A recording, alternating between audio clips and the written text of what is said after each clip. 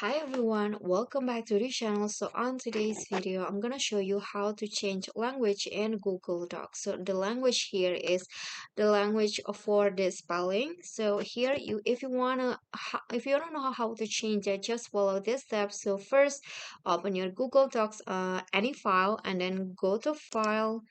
And here scroll down and you'll find there is a language settings, and here just go to the arrow, and then you'll find there is a lot of list languages that you can change into. So if you want to change into a certain language, you can just click on the language. So for example, I want to change it into Bahasa Indonesia, so just click on that and it will be saving, and now the language has been changed into Bahasa Indonesia, just like that.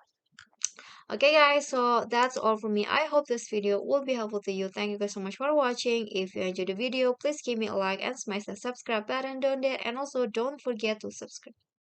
I'll see you all in the next tutorial. Bye.